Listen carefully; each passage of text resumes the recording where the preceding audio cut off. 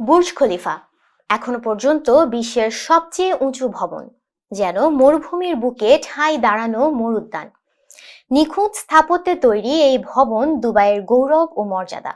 অবাক করার বিষয় হচ্ছে, মানব ইতিহাসের সবচেয়ে উঁচু এই ভবন গড়ে তোলা হয়েছে মাত্র 3 সপ্তাহের মধ্যে।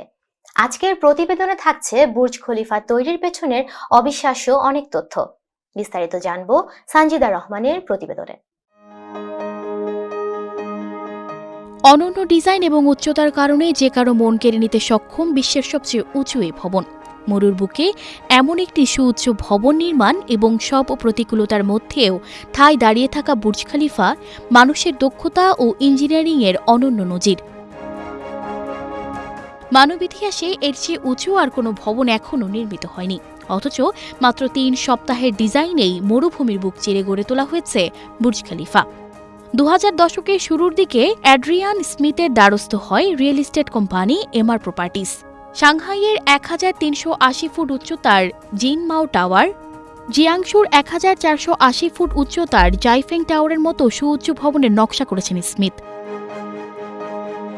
ভবনটি 93 তলা হওয়ার কথা থাকলেও শেষ পর্যন্ত এই ভবনটি 73 তলা নির্মাণ করা হয়। বর্তমানে বুর্জ খলিফার উচ্চতা 2717 ফুট বা আধা মাইলের একটু বেশি।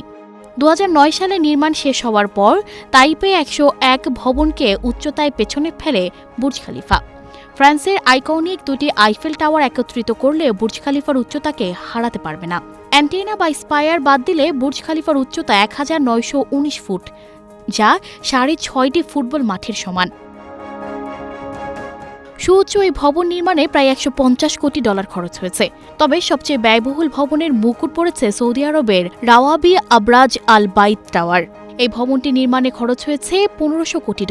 এখানে অ্যাপার্টমেন্ট এবং স্টুডিও মিলিয়ে মোট বাসস্থানের সংখ্যা 900। বুর্জ খলিফায় হোটেল, সুইমিং পুল, স্বাস্থ্য চর্চা কেন্দ্র, লাইব্রেরি রয়েছে। পৃথিবীর উচ্চতম আউটডোর অবজারভেশন ডেকও রয়েছে বুর্জ খলিফায়। এছাড়া বুর্জ খলিফায় রয়েছে পার্ক, ওয়াটার ফিচার, ক্লাব, নিজস্ব দোকান, বাজার, শপিং মল। এখানকার বাসিন্দাদের কিছু আনতে বাইরে যাওয়ার প্রয়োজন হয় না। সানজিদা রহমান, প্রবাস খবর।